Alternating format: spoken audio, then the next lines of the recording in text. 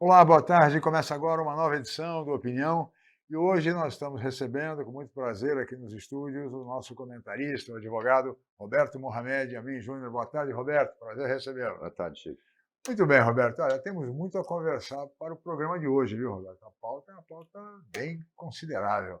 Mas eu queria começar falando das declarações do presidente do Banco Central, Gabriel Galípolo, a respeito dos gastos dos brasileiros com as bets. Esses gastos, Roberto, chegam, segundo os cálculos e a declaração do presidente Galípolo, a 30 bilhões por mês com as bets.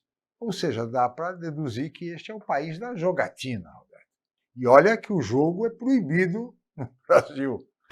30 bilhões por mês, Roberto. Pois é, Chico. Se a gente colocar aí 15% de imposto, nós estamos falando de 4 bilhões e meio por mês nos cofres da União, dos estados e dos municípios. Orçamento de Santos. Então você vê que a coisa é grave. Porra. Mas nós temos aí duas, como você mesmo disse, duas bancadas no Congresso que não deixam passar, e por motivos lógicos.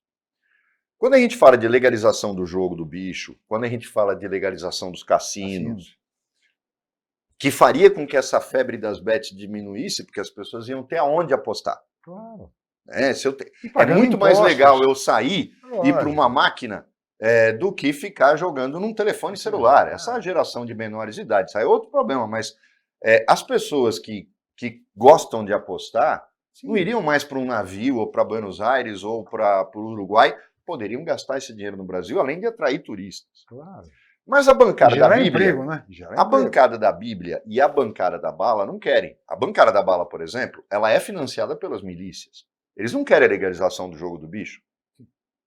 Porque aí acaba a corrupção policial. Sim. Como é que você legaliza o jogo do bicho? Como era até o governo Dutra. Sim.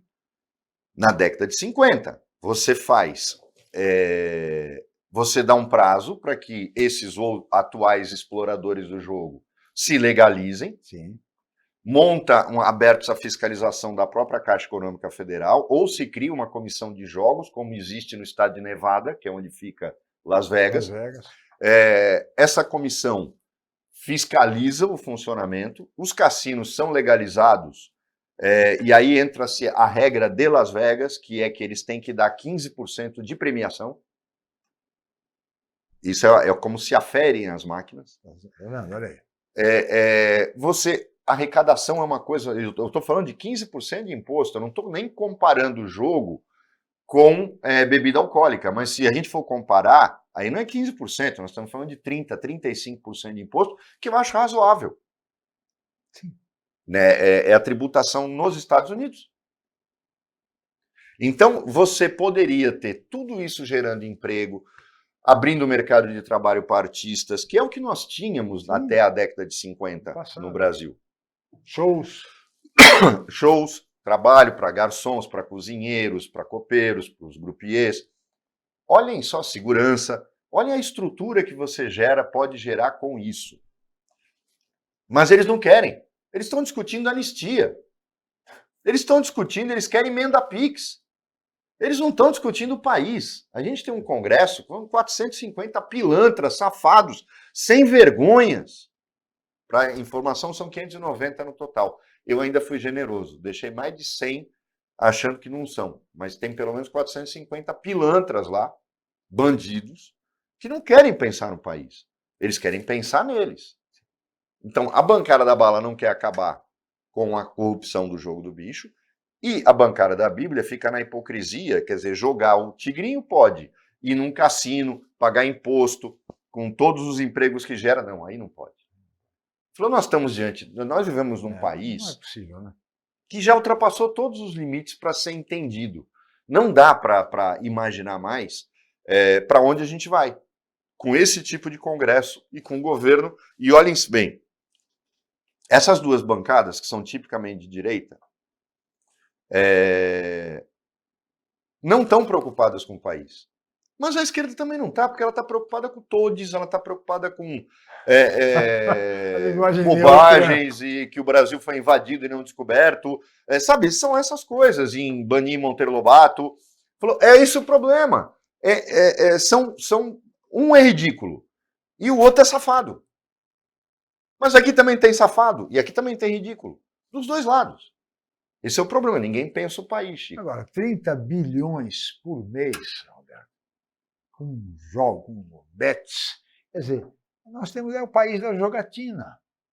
Este é o país da jogatina. É isso, as pessoas, o jovem quer jogar para pagar a cerveja no fim de semana, ganhar um dinheirinho no futebol, gerando, inclusive, corrupção no próprio futebol. Tem mais um agravante essa situação. E a gente tem um Congresso inoperante, está preocupado com a anistia para quem, para aquela menina que pichou a estátua, o cara que jogou o relógio no chão, né? Tudo gente com Bíblia na mão. Eu não vi ninguém com Bíblia na mão no dia 8 de janeiro. Ninguém derrubou as coisas e quebrou tudo com Bíblia, era com porrete, eu vi. Era com porrete nas cenas. Eu não vi onde eles tiraram essa história de senhoras com Bíblia na mão. Né? Não sei. No bordel onde a mãe deles trabalha, deve ser. Mas não acho que seja.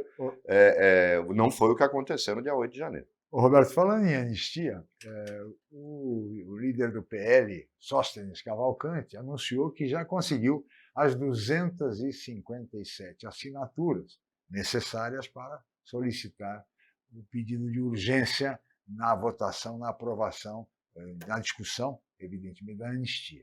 Só que o presidente não é obrigado só por conta das 257. É uma decisão unilateral. Eu tenho certeza do presidente que o Hugo Mota não vai fazer. E tem um detalhe, né? Quando você lê o projeto ele vem falando da bondade deles com o pessoal de 8 de janeiro, só que no final é a lei Bolsonaro.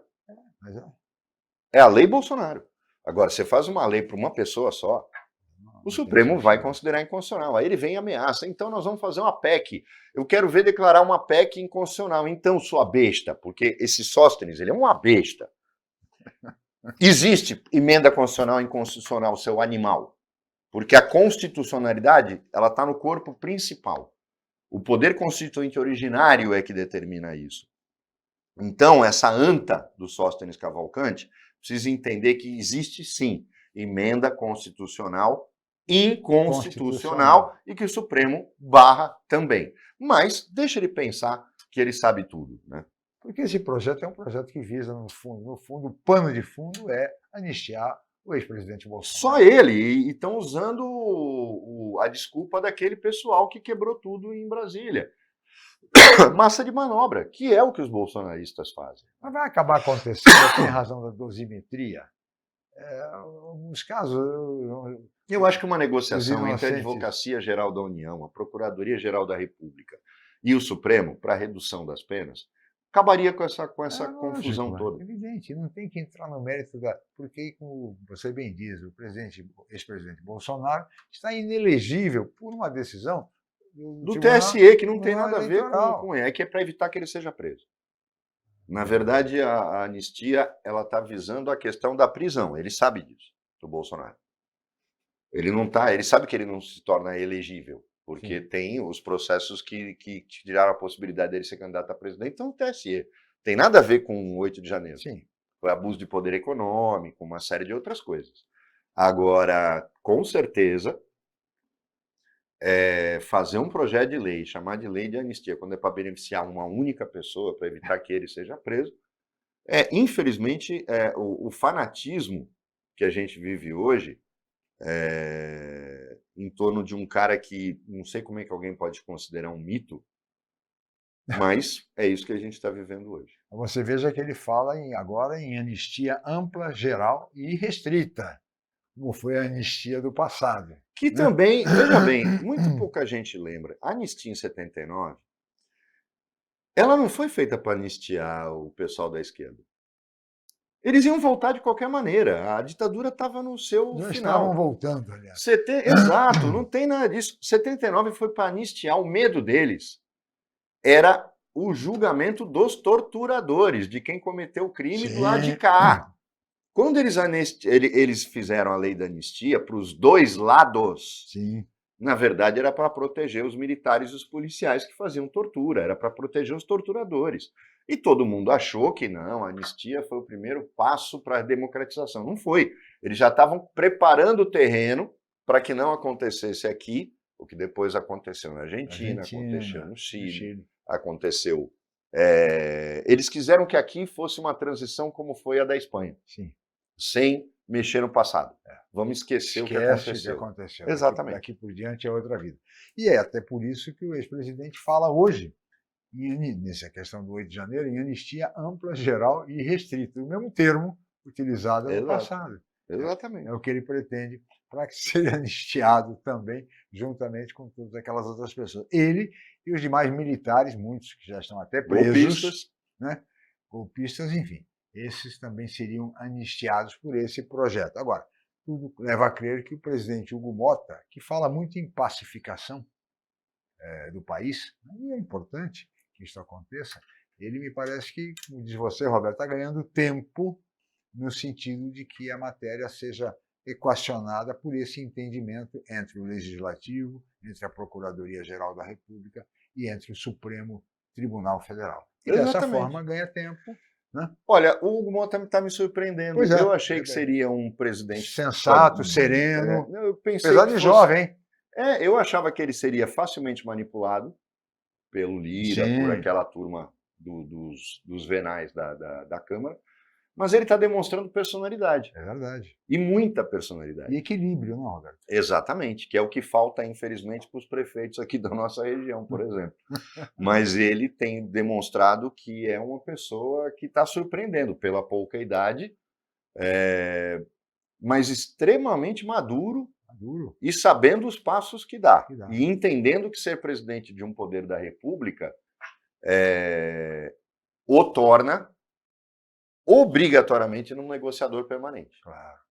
E com os demais poderes. Exato. E está agindo e trabalhando muito bem, pelo menos até agora, é o que se tem em relação ao novo presidente da Câmara dos Deputados, Hugo Mota. Muito bem, Roberto, vamos para o intervalo, voltaremos em seguida com a opinião.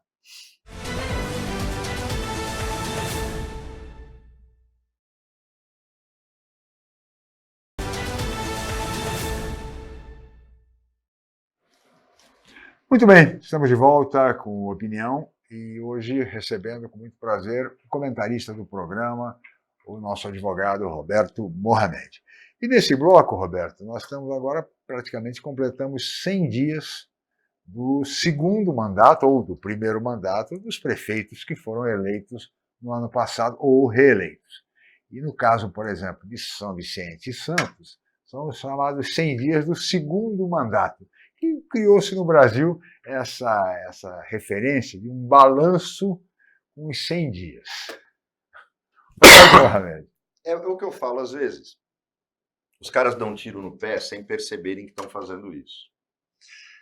Quando a deputada Solange Freitas negociou o apoio ao Caio Amado em troca de 4 secretarias, e o Caio França também, aí ficou, inclusive eu achei muito mais barato o Caio França, né? Foi uma secretaria.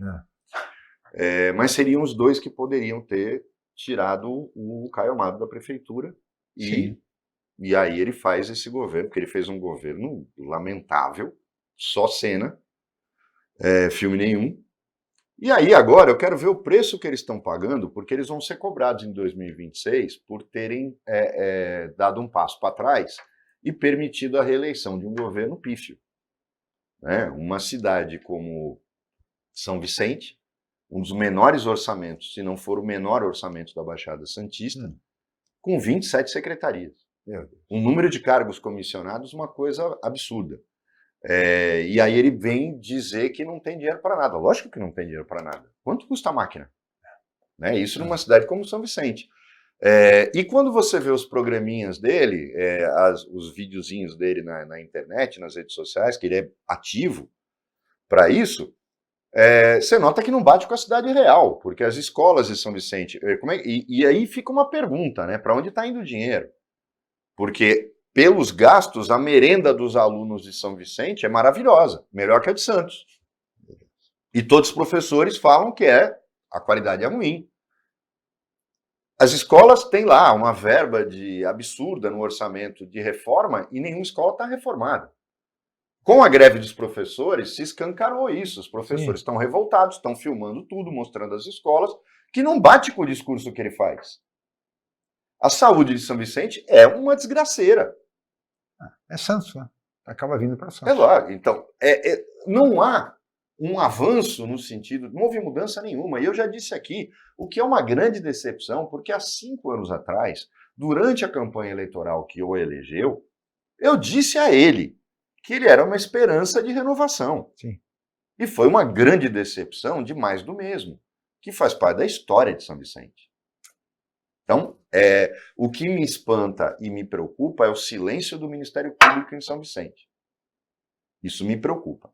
Assim como em Santos. Eu não entendo isso. Parece que os procuradores só se preocupam com árvore, com o macaquinho, com o passarinho, mas eles não estão preocupados com aquilo que tem que se preocupar. Por quê? Porque o avanço, o saque ao erário, tem que ser sim preocupação do Ministério Público, sim. Não é só do Tribunal de Contas, até porque Tribunal de Contas, meu amigo, e nada é a mesma coisa. Agora, a gente não está tendo, a gente não vê, por exemplo, Chico, Santos, mas quase 500 cargos comissionados. Para quê? E mesmo assim você vê que faltou, né? Porque o secretário Pigmeu prometeu 900 cargos, e aí tem um monte de gente esperando até hoje, não tem cargo para dar. E são 20 secretarias. Sem contar as empresas, sem contar as autarquias e tal. Uma coisa que me espanta e que é preocupante, que é o seguinte. Esse governo, o segundo mandato do Rogério, por exemplo, está se demonstrando, é aí que eu falo para você que falta sensibilidade. Você quer mostrar poder, aí você dá relevância política a quem não tem, nenhuma, e pensa pequeno. Você tem 3 secretários que foram empoderados. Né? Um interfere até com as outras secretarias, um jornalista. O outro virou chefe da Casa Civil, que já é uma secretaria que já é ridícula no nome, né? Porque prefeitura ter Casa Civil é ridículo. Podiam ter colocado até uma sugestão, Secretaria de Relações Institucionais. Pronto, estava resolvido o problema. Casa Civil foi eu acho que é mania de grandeza. Né? Talvez tenha sido o próprio titular que escolheu.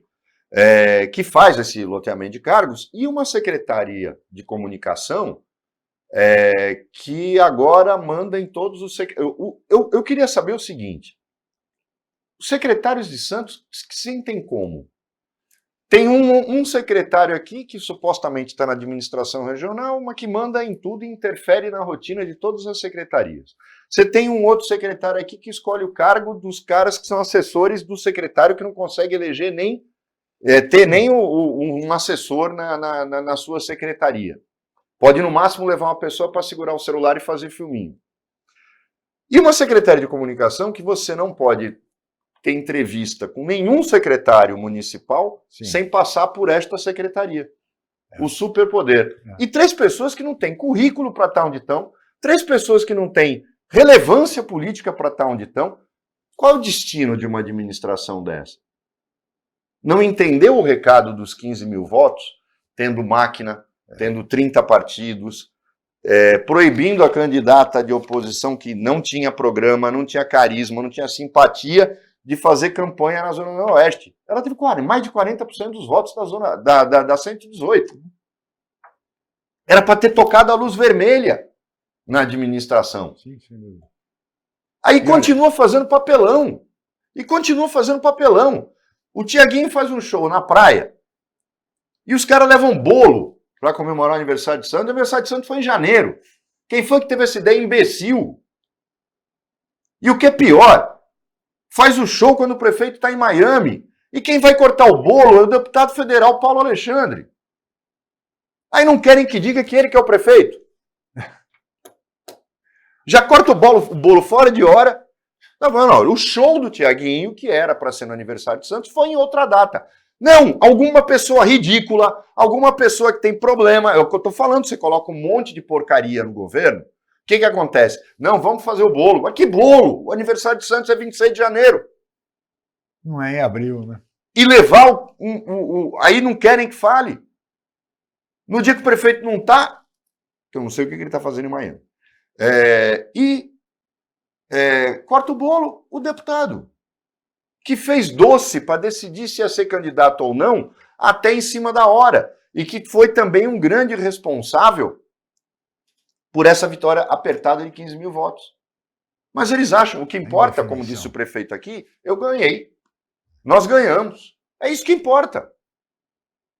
É isso que importa. Aí você coloca a gente que dá papelão, porque ficou muito barato pagar multa ou cesta básica, sei lá, para negociar agora o acordo com o Ministério Público, que ao contrário do que a deputada fala, não confessou culpa nenhuma. A transação penal não implica em confessar culpa, significa que não quer dor de cabeça.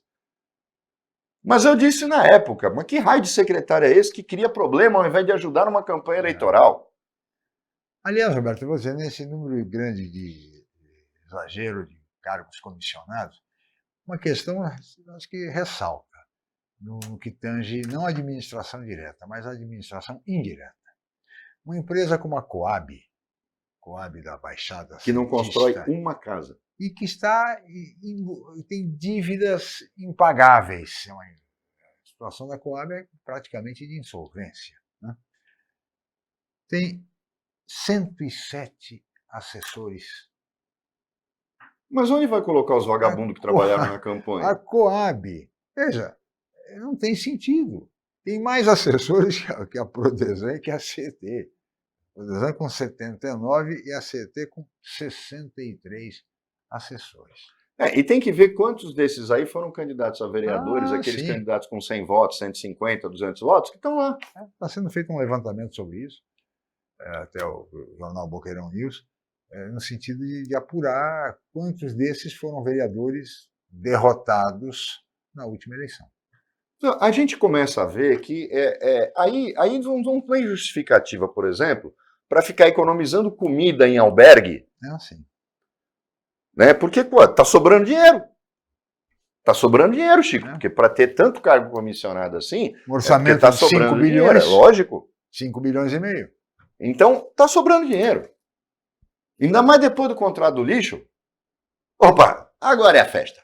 Agora vai ser uma festa, vai todo mundo comer lagosta. Né? Com base com dinheiro público. Vai ser uma festa. Então, aí a gente pensa, mas será mesmo? Porque o prefeito tem maneira de dizer. Duas coisas que no programa ficaram gravados. Só quem está lá sabe a dor que é. Mas, amigo, levanta o chapéu, vai embora. Ninguém pediu para você ser prefeito. Você se candidatou. Aí vem falar agora de dor.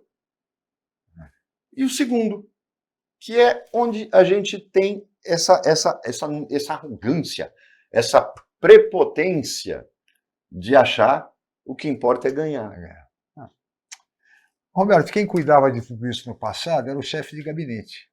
Que é um funcionário de carreira, chefe de gabinete, que é uma função de confiança do prefeito, e que cuidava das relações institucionais, cuidava do governo e cuidava também do próprio gabinete do prefeito. Mas o chefe de gabinete de Santos, por exemplo, ele só cria problema para o prefeito. E outra, ele é um funcionário de carreira, ele é burocrata. O burocrata, uma coisa que tem que ficar claro, não é que você... o funcionário de carreira, ele tem que exercer funções técnicas. Funções políticas são para políticos. Para cargos políticos. Tem alguns cargos, eu nunca vi isso. Eu não lembro de um prefeito que tenha colocado um funcionário de carreira como chefe de gabinete. Por quê? O chefe de gabinete é o cara odiado. O chefe de gabinete é o cara que diz não. Diz não.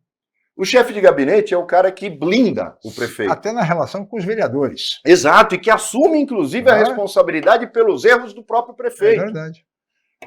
Não dá para conceber que se tem uma noção tão equivocada do que é a administração municipal. E quando você começa a colocar gente sem currículo, sem qualificação, espalhando por secretarias, é óbvio que a tua administração vai ser ruim. E você chega numa eleição... E aí é que eu falo do tiro no pé ou da irrelevância política. Vai ser candidato a deputado federal em 2026 e vai ser cobrado. Sim. Vai ser cobrado. Por isso que tem que caprichar. Você tem que colocar os aliados, não tem dúvida. Lógico. Mas não trai, não mente, não engana.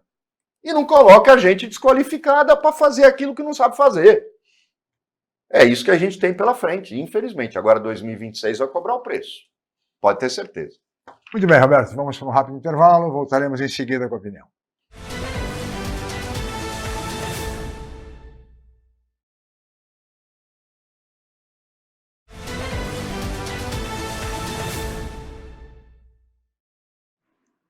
Muito bem, estamos de volta com opinião que recebe hoje o comentarista do programa, o advogado Roberto Mohamed.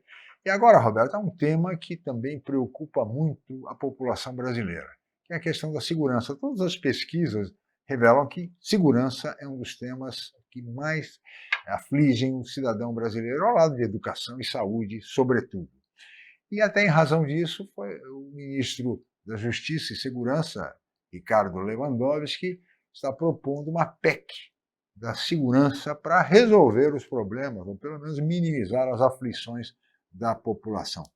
É possível imaginar que nós vamos ter uma segurança melhor com a aprovação dessa PEC, e o ministro está buscando votos no Congresso Nacional para aprovar. Lembrando que esta PEC está há 6 meses, ficou 6 meses parada com o Rui Costa na Casa Civil. Sim. E ele, por picuinha, ele não quis mandar para o Congresso, que é um absurdo, é aquela história da subordinação de ministros a um superministro. Dá nisso. E o pior é que o superministro é o pior de todos. Não tem nenhum outro ministro no governo Lula que seja tão ruim quanto o Rui Costa. Mas é o cara que o Lula empoderou. Só que esse projeto, Chico, é extremamente capenga. Primeiro ele fala de 1.000 vagas na Polícia Federal. A Polícia Federal precisava fazer concurso para 5.000 vagas. Ter perito, mais peritos, mais escrivães, mais delegados, mais agentes. Não dá para ser do jeito que está. Quer dizer, quando ele fala só em 1.000 vagas, já não é investir em segurança. Segundo, não mexe na unificação das polícias estaduais, que é absolutamente necessária. Um outro ponto, tem um projeto engavetado no Congresso Nacional, criando a Polícia Portuária, que é mais do que necessária. A Guarda Portuária é essencial em todas essas apreensões de drogas que estão acontecendo no Porto de Santos. Não fosse a atuação da Guarda Portuária, não chegaria quase nem à metade. E, no entanto, cismam em ficar vendo a Guarda Portuária como uma entidade patrimonial, e ela não é. Então, são essas coisas que esse projeto não avança, Chico. A questão do papel das guardas municipais, a fusão da polícia militar com a polícia civil, para fazer com que a polícia civil seja a polícia estadual. É investimento em inteligência, o investimento em polícia técnica, a contratação de mais peritos, o poder da prova e, principalmente, a gente não precisa de lei penal, a gente precisa de aplicação correta. O ministro Saldanha, do STJ, do Rio de Janeiro, conseguiu uma proeza num recurso especial, que foi uma coisa absurda. O sujeito foi condenado porque ele roubou o celular de uma senhora jogando ela no chão com violência. Isso é roubo. Está no Código Penal, é roubo. O ministro anulou a condenação, mandou voltar para o juiz de primeira instância, o que vai dar prescrição, óbvio, porque ele disse que foi furto.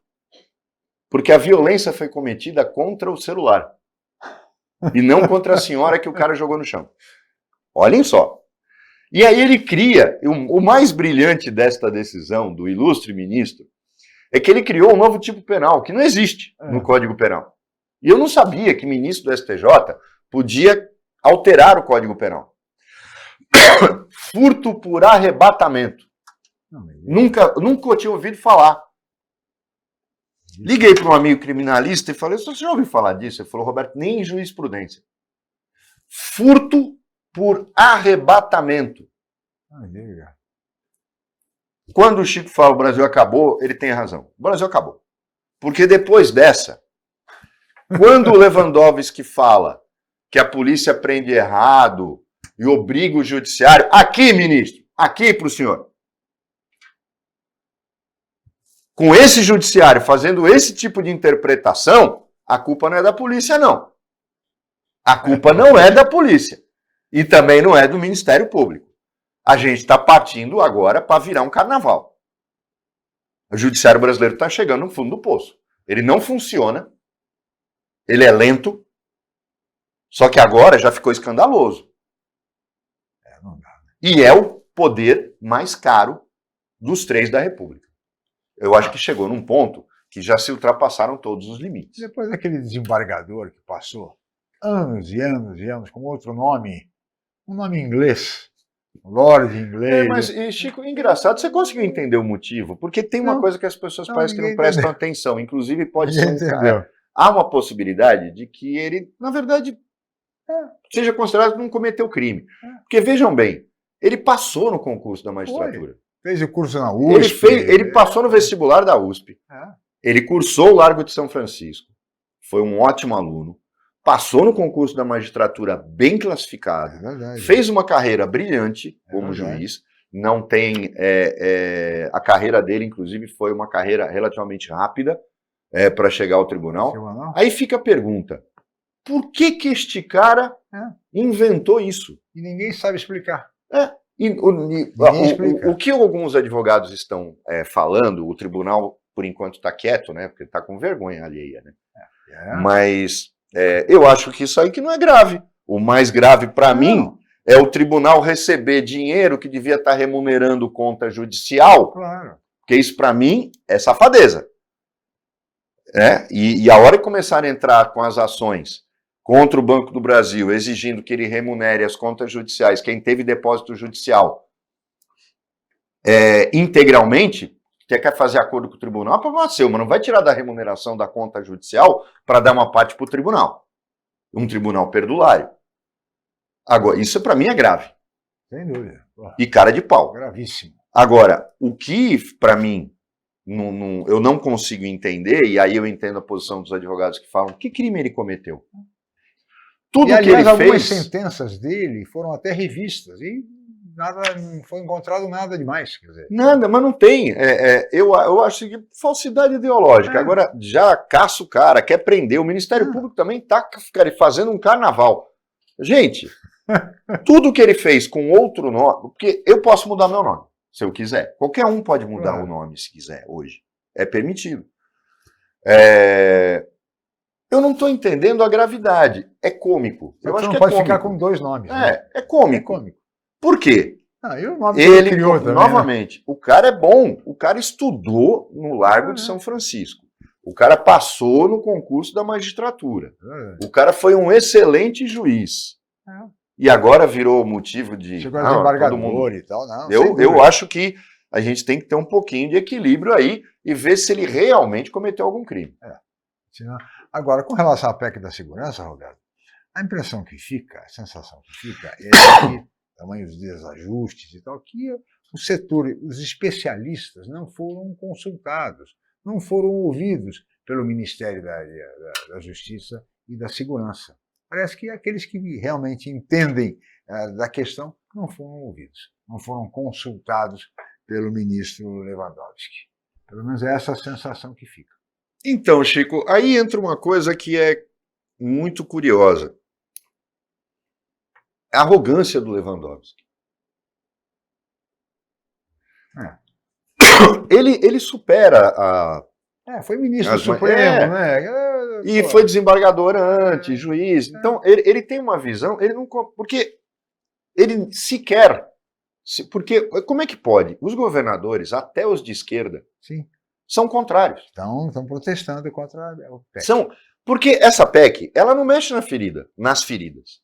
Que é mexer na estrutura do judiciário, que é mudar o Código de Processo Penal. Porque o Código de Processo Penal e a Lei de Execuções Penais, elas é que estão um problema. Eu não acho que tem que mexer no Código Penal. O Código Penal é muito bem escrito. Assim, vai dizer que o juiz interpreta do jeito que quer, é movido sempre por algum interesse. Não tem esse negócio, não. O Código Penal brasileiro tá bom do jeito que tá. O problema, Chico, tá no Código de Processo Penal para tornar os processos mais rápidos e na Lei de Execuções Penais para garantir o cumprimento da pena. É aí que tá. Nós temos que ter uma... Agora, o problema do Lewandowski é que ele age sozinho, ele não pergunta nada para ninguém, não mexe nas feridas. A única coisa que esse projeto traz, ele é risível. Por quê? Ele só quer usar a inteligência, ele quer fazer com que a Polícia Federal possa intervir em qualquer situação. Claro. Só que eu até acho que poderia ser assim. A Polícia Federal Americana, o FBI, pode fazer isso. Só que você tem que ter cuidado em casos específicos. Senão, você pode ter uma União Federal agindo de má fé, movida por questões ideológicas e políticas contra um determinado governador. E é isso que os governadores não querem. Não querem, lógico, evidente. É preciso colocar que o buraco é mais embaixo. Agora, que o Lewandowski está abusando do direito de ser arrogante e de ser prepotente, não tem dúvida nenhuma. Ele não consultou ninguém, Chico. E ele desrespeitou todas as ponderações que os governadores fizeram. Muito bem. Roberto, eu vou pedir sua licença, vamos para mais um intervalo e voltaremos em seguida com a opinião.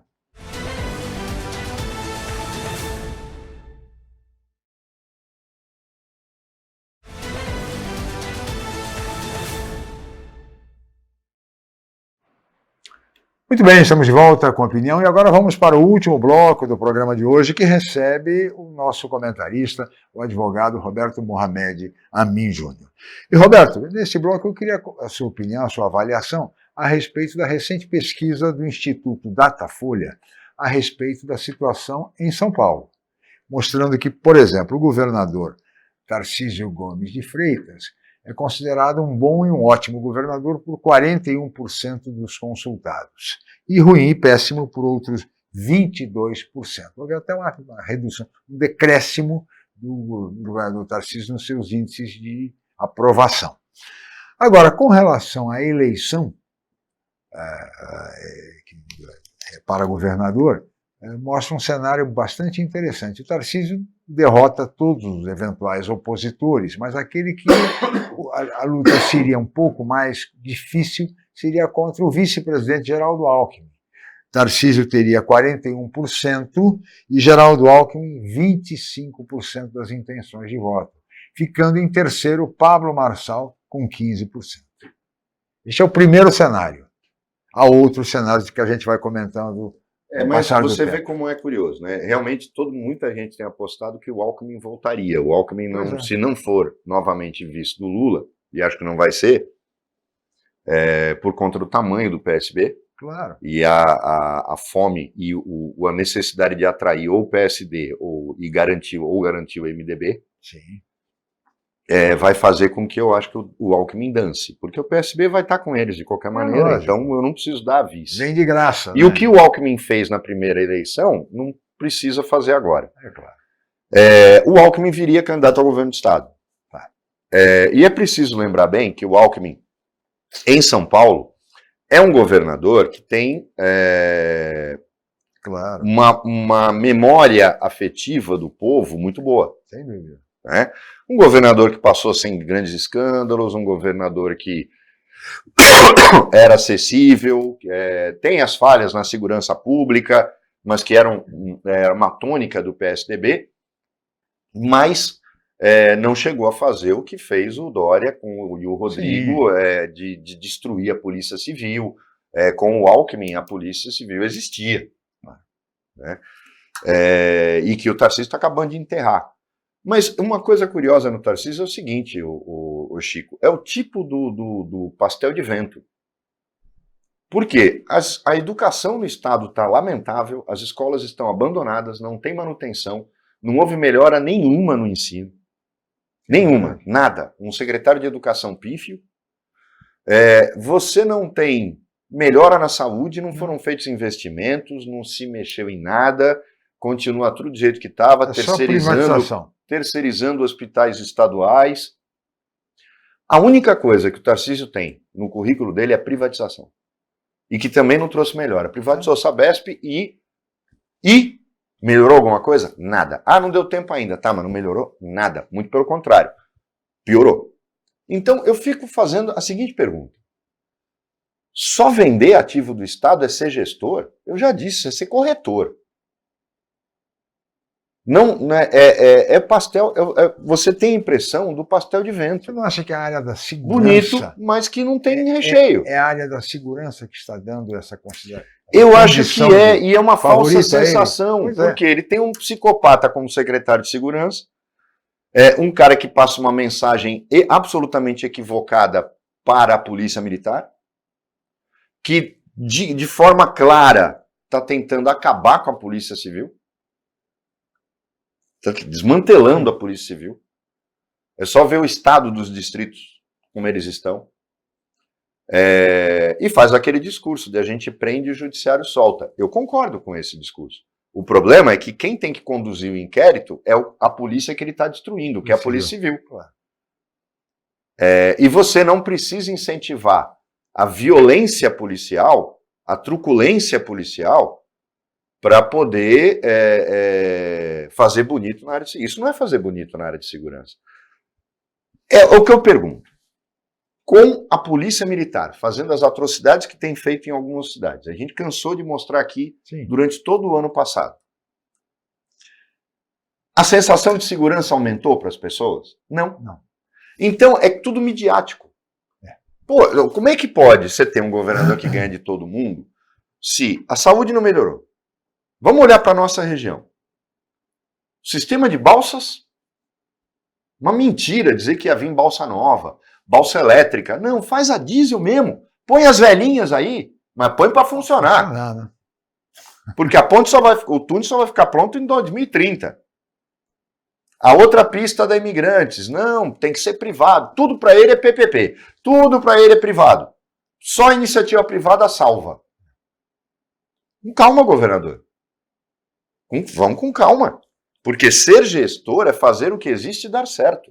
É administrar bem. É colocar a gente certa no lugar certo. Toda essa cena de pastel de vento vai ter uma hora na eleição que vai cobrar um preço, Chico. Mas, aliás, se ele for candidato, se não for candidato à presidência da República, esse cenário também foi pesquisado pelo Datafolha. Aí, sem o Tarcísio, Geraldo Alckmin tem 29 e Marçal tem 20, seguidos de Ricardo Nunes, prefeito de São Paulo, com 12, que certamente não será. O Datafolha só pecou numa coisa e esqueceu. Bom, colocou uma observação na pesquisa. Marçal está aí por conta tem que colocar os cenários, mas o Marçal está inelegível. Sim. Pablo Marçal está inelegível. Ele não pode ser candidato a governador de São Paulo, como ele vai fazendo campanha e tal, mas, por enquanto, ele está inelegível. Até mesmo o Rodrigo Manga, prefeito de Sorocaba... Não, lançou a candidatura a presidente agora. Governador e presidente. Ele está envolvido nesse caso aí, desse fortuna que foi encontrada lá em Sorocaba, na área da saúde, enfim. Até ele está nessa conversa. Quer dizer. Mas, de qualquer maneira, esse é o cenário. Sem o Tarcísio, Geraldo Alckmin, então, seria o favorito para a eleição. E aí entra uma coisa. Existe uma aliança, como ele é candidato pelo PSB, a gente tem que pensar nisso. Como fica Márcio França? Mas está aqui na pesquisa. Permite só para que você possa analisar e comentar. Sem o Geraldo Alckmin, digamos que o Geraldo Alckmin saia candidato ao Senado da República, que é uma outra possibilidade, e deixe de ser candidato a governador. Teríamos, pelo Datafolha, Tarcísio com 47, Pablo Marçal, inelegível, mas com 16, e Márcio França com 11. Este é um cenário em que o Márcio aparece. O outro cenário é sem o Tarcísio e sem o Alckmin. Aí teríamos o Marçal, inelegível, com 21, Ricardo Nunes, prefeito de São Paulo, com 15, e Márcio França mantendo os mesmos 11. Aí a gente vê uma questão de ocaso, né? É triste isso. O Márcio é, para mim, uma figura política muito relevante na cidade, claro, mas infelizmente enfrenta uma fase complicada. Acho que o momento dele foi a última eleição, em que, infelizmente, a teimosia do PT custou caro, porque se o Márcio fosse o candidato, enfrentaria o Tarcísio num outro nível, claro, de disputa. E passou, aquela história do trem passou. E agora não adianta mais chorar. O cavalo passou encilhado, não pegou, não montou. Porque dessa vez vai ser mais difícil. O Márcio ficou fora do jogo num ministério inexpressivo, um ministério pequeno, que é um puxadinho do ministério do Alckmin, que já não era grande coisa, aparecendo muito pouco, e o político que não é visto não é lembrado. de portos e aeroportos seria uma outra realidade. Não, vamos olhar para a região. Se, por exemplo, o Caio França tivesse, ao invés de aceitar uma secretaria apoiar o Caio Amaro, tivesse saído a prefeito de São Vicente, e com chance, na minha opinião, Sim, de vitória, claro.